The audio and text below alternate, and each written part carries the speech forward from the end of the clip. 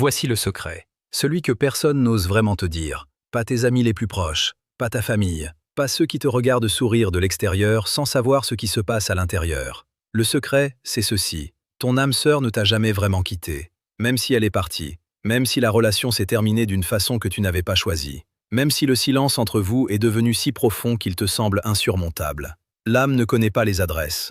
L'âme ne connaît pas les frontières. L'âme ne connaît pas les ruptures que les hommes décident avec leurs mots et leurs décisions humaines. Ce que Dieu a lié dans les profondeurs continue d'exister dans les profondeurs. Et avant de partir, ton âme sœur a laissé quelque chose. Pas un objet, pas un message sur un téléphone, pas une lettre sur papier. Quelque chose de plus profond, une empreinte spirituelle, une série de vérités déposées dans l'espace de votre connexion. Un message que Dieu lui-même a gardé en transit, attendant le bon moment pour te le livrer. Ce moment, c'est maintenant. La Bible dit « Aujourd'hui, j'ai quelque chose d'important à vous avouer. » Pendant longtemps, je ne comprenais pas pourquoi certaines personnes attiraient naturellement l'amour, l'argent, les opportunités, pendant que d'autres faisaient tous les efforts du monde sans jamais voir de vrais résultats.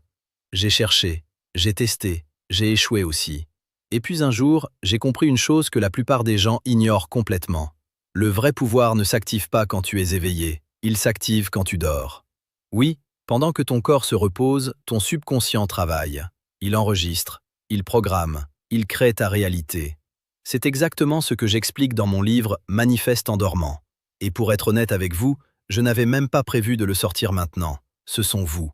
Les messages, les demandes, les « on veut comprendre comment faire » qui m'ont poussé à enfin le publier. Parce que trop de personnes passent à côté de leur pouvoir sans le savoir. Dans ce guide, tu vas découvrir comment utiliser le moment exact avant de dormir pour reprogrammer ton subconscient. Pourquoi l'état entre veille et sommeil est le moment le plus puissant, le seuil. Les affirmations nocturnes qui s'impriment directement dans ton esprit. Les fréquences et techniques qui influencent ton cerveau pendant la nuit. Et surtout, comment transformer ton sommeil en véritable outil de manifestation. Comme expliqué dès le début du livre, pendant que ton corps se repose, ton âme crée. Depuis que j'ai partagé ce système avec quelques personnes, les retours ont été incroyables. Des gens bloqués depuis des années ont commencé à voir des changements en quelques jours seulement. Pas de magie, pas de hasard, juste une compréhension du fonctionnement réel du subconscient. Si tu lis encore ça, ce n'est pas un hasard. C'est que quelque chose en toi est prêt à changer. Et peut-être que ce message arrive exactement au bon moment pour toi. Mon livre « Manifeste en dormant » est enfin disponible. Celui que beaucoup attendaient est là. Le lien est en description ou dans le premier commentaire. Mais souviens-toi de ça. Ce n'est pas ce que tu fais dans la journée qui transforme ta vie. C'est ce que ton esprit fait quand tu ne contrôles plus rien. Et cette nuit, peut-être la première où tout commence vraiment. Télécharge maintenant. Ok, continuons avec notre vidéo. L'amour ne périt jamais. 1 Corinthiens 13:8. Pas l'amour romantique au sens hollywoodien du terme. L'amour agapé, l'amour divin. L'amour que Dieu plante entre deux âmes qu'il a créées l'une pour l'autre. Cet amour-là ne périt pas avec une rupture. Il ne périt pas avec le temps. Il ne périt pas avec la distance. Il attend. Il persiste. Il cherche son chemin vers la livraison. Et aujourd'hui, il t'est livré. Pour recevoir cette lettre, écris « Je la reçois » dans les commentaires. 3 mots, mais 3 mots qui ouvrent quelque chose dans l'invisible. Je la reçois. Écris-le maintenant. Et prépare-toi à entendre ce que ton âme sœur t'a laissé. Qui es-tu vraiment pour que ce message t'arrive? Mais avant d'ouvrir la lettre complètement, je dois te poser une question. Pas une question rhétorique, une vraie question, qui mérite une vraie réponse. Qui es-tu pour que ce message t'arrive? Parce que ce message n'arrive pas par accident. Il ne circule pas pour tout le monde. Il ne résonne pas dans tous les cœurs de la même façon. Il résonne dans le tien pour une raison précise. Tu es quelqu'un qui ressent plus profondément que la moyenne. Les autres peuvent te sembler insouciants parfois. Ils semblent glisser sur la surface des choses, pendant que toi, tu t'enfonces, tu cherches, tu veux comprendre. Tu es quelqu'un qui a souffert d'amour d'une façon qui t'a transformé. Pas brisé, transformé. Il y a une différence énorme entre les deux. Tu es quelqu'un qui est profondément attiré par Dieu. Peut-être que tu n'as pas toujours su comment le nommer. Peut-être que tu as oscillé entre la foi et le doute. Peut-être que tu t'es posé des questions que les gens autour de toi ne se posaient pas. Mais cette attraction vers Dieu, elle est réelle. Et elle n'est pas accidentelle. C'est Dieu lui-même qui t'attire. Nul ne peut venir à moi si le Père qui m'a envoyé ne l'attire. Jean 6, 44. Il t'attire. Il t'a toujours attiré. Et je veux que tu entendes maintenant ces 3 vérités sur toi. Pas comme des mots de consolation, comme des réalités spirituelles ancrées dans l'éternité. Tu es vu. Chaque nuit d'attente, chaque question sans réponse, chaque prière murmurée dans le noir. Dieu les a toutes vues. Tu es connu, pas en surface, dans ta profondeur, dans ta complexité, dans ta contradiction magnifique entre la force et la fragilité. Tu es choisi, pas malgré qui tu es, à cause de qui tu es, exactement tel que tu es. Tape « Je suis vu » dans les commentaires, pour recevoir ces 3 vérités comme les tiennes. Je suis vu, je suis connu, je suis choisi. Écris-le et laisse-le entrer. Les 7 lignes de la lettre secrète. Nous allons ouvrir la lettre, ensemble, ligne par ligne, ce que ton âme sœur t'a laissé avant son départ. Ligne 1. Je n'ai pas disparu. Je me suis éloigné pour que tu puisses me trouver vraiment. Le départ n'était pas un abandon, c'était un repositionnement. Parfois 2 âmes doivent s'éloigner pour que chacune termine sa propre préparation. Ligne 2. Ce que tu ressens pour moi n'est pas de l'obsession, c'est de la mémoire d'âme. Les pensées qui reviennent, la présence que tu sens même dans l'absence. Ce n'est pas de la faiblesse, c'est de la connexion spirituelle réelle. Ligne 3. J'ai prié pour toi dans mes nuits, tu as prié pour moi dans les tiennes. Nos prières se sont croisées. 2 âmes préparées par Dieu prient pour la même chose sans se concerter, parce que Dieu est au centre des 2. Ligne 4. Ne te referme pas à cause de moi. Ce que nous avons vécu était réel, et le réel ne se gaspille pas. Chaque moment vécu ensemble avait un sens, même la douleur, surtout la douleur. Elle t'a formé pour la suite. Ligne 5. Je reviendrai différent, et tu seras différent aussi, et cette fois, nous serons prêts. La promesse du retour n'est pas une illusion romantique. C'est parfois la promesse de Dieu qui prend le temps de préparer les 2 côtés. Ligne 6. Pendant que j'étais loin, Dieu te parlait de choses que tu n'aurais pas entendues si j'étais là. La saison de séparation avait un dessein. Elle t'a rapproché de Dieu d'une façon que la présence de l'autre n'aurait pas permis. Ligne 7. La dernière chose que je t'ai laissée, c'est une prière. Elle t'attend. Reçois-la. La lettre se termine par un don, pas des explications, pas des justifications. Une prière, que nous allons faire ensemble dans quelques instants.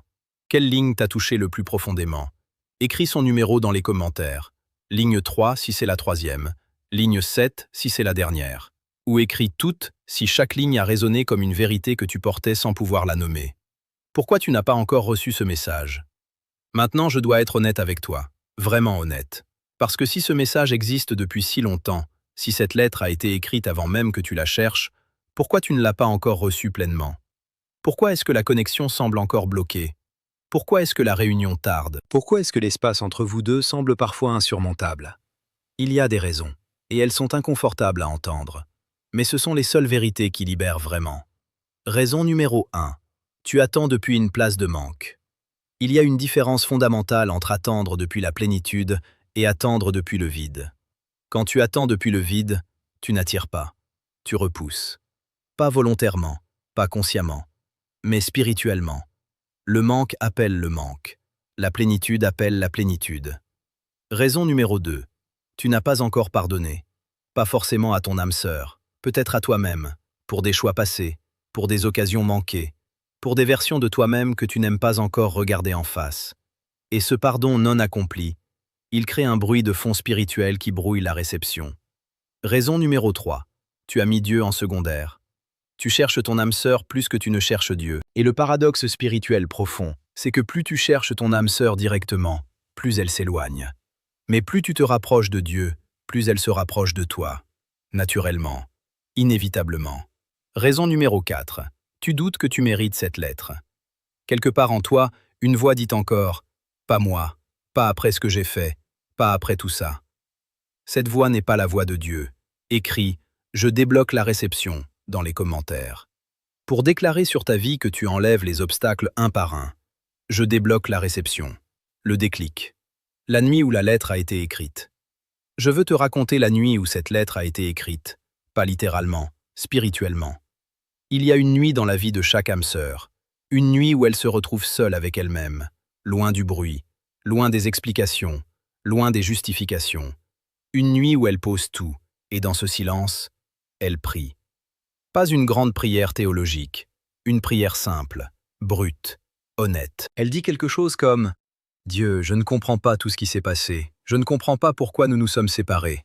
Mais je te fais confiance. Et si cette âme qui m'est destinée est quelque part en train de douter, dis-lui que je n'ai pas oublié. Dis-lui que la connexion est réelle. Dis-lui de tenir. » Et cette prière, Dieu l'a reçue. Et il l'a gardée, en transit, jusqu'à aujourd'hui, jusqu'à cette vidéo, jusqu'à ce moment précis où tu regardes cet écran.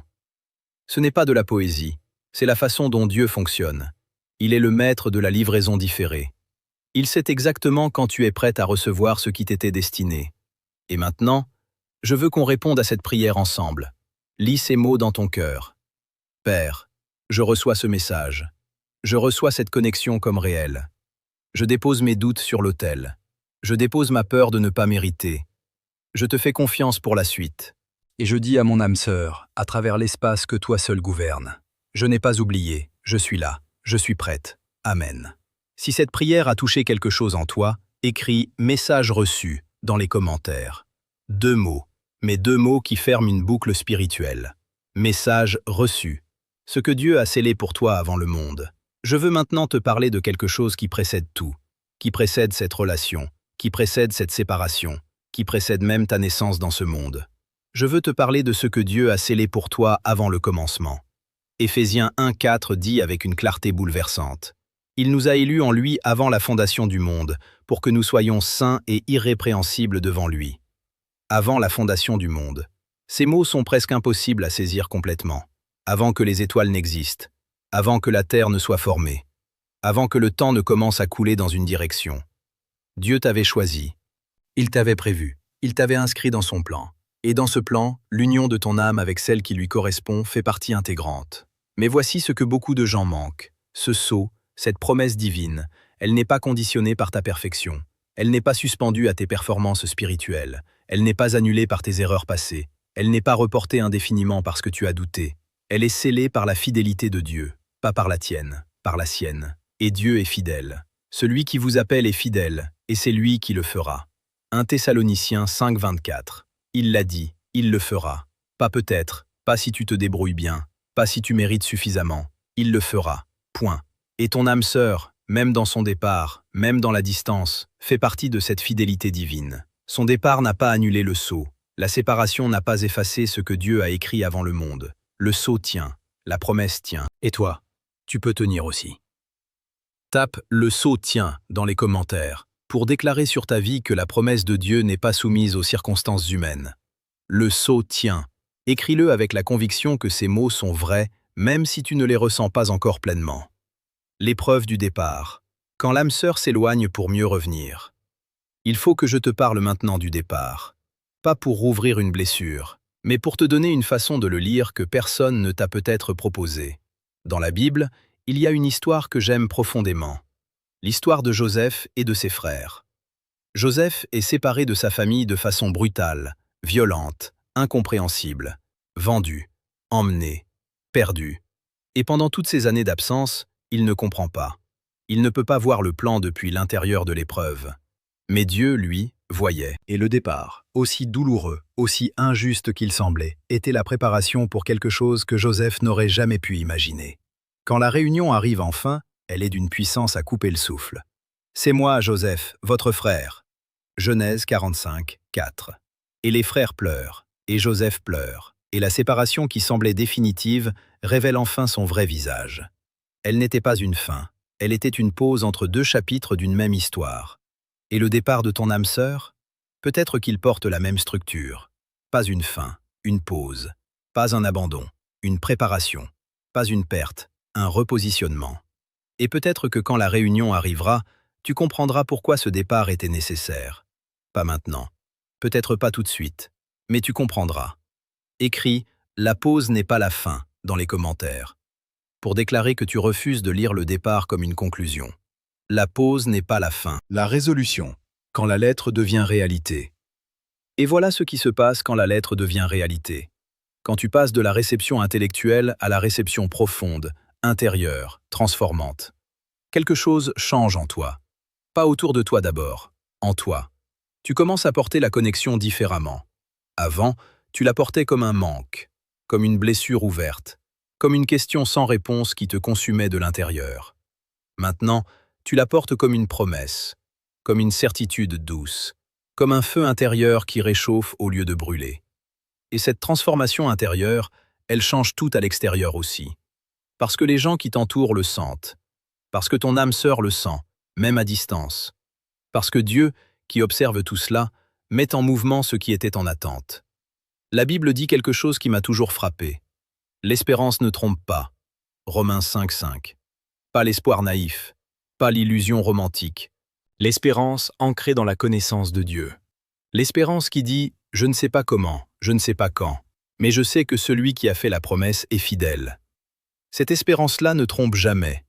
Et quand deux âmes portent chacune cette espérance, quand les deux ont fait le travail intérieur, quand les deux se sont rapprochés de Dieu pendant la séparation, la lettre devient réalité. La réunion se produit. Pas comme dans un film, pas avec des violons et des effets spéciaux, mais avec cette reconnaissance profonde, silencieuse, absolue. C'est toi. J'ai toujours su que c'était toi. Et alors, toutes les pièces du puzzle se mettent en place. Toutes les saisons d'attente révèlent leur sens. Toutes les épreuves montrent leur nécessité. Et le tableau que Dieu peignait depuis le début se révèle dans une beauté que tu n'aurais pas pu imaginer. Écris « Ma lettre devient réalité » dans les commentaires, pour déclarer que tu passes de l'attente passive à la réception active. Ma lettre devient réalité. L'activation finale, brise le sceau, reçois la lettre. Nous sommes à la dernière ligne, de la lettre et de cette vidéo. Mais pas de ton histoire. Ton histoire, elle, continue. Et je veux que tu gardes une image avec toi en sortant d'ici. Imagine une enveloppe, scellée depuis longtemps, portant ton prénom écrit de la main de Dieu, contenant tout ce que ton âme sœur n'a pas pu te dire avec des mots ordinaires. Cette enveloppe existe. Elle n'est pas une métaphore. Elle est la réalité spirituelle de ce qui a été promis sur ta vie avant ta naissance. Et ce soir, tu as la possibilité de la briser. Pas avec de la magie, avec de la foi. Une foi simple, une foi honnête. Une foi qui dit « Je ne comprends pas tout, mais je te fais confiance, Dieu, complètement ». Pour briser le sceau, écris 777 « Je reçois ma lettre » dans les commentaires. 777 pour briser le sceau spirituel qui retenait ce message. Je reçois ma lettre, pour ouvrir tes mains et ton cœur à ce qui t'est destiné. Ces 5 mots sont ta déclaration de foi pour ce soir. Et maintenant, partage cette vidéo avec quelqu'un qui a reçu un message qu'il n'a pas encore osé lire, avec quelqu'un qui souffre d'un départ qu'il ne comprend pas encore, avec quelqu'un qui a besoin d'entendre ce soir que la lettre existe. Abonne-toi, commente, partage, parce que certains messages trouvent leur destinataire à travers d'autres mains. Tu pourrais être le facteur de Dieu ce soir.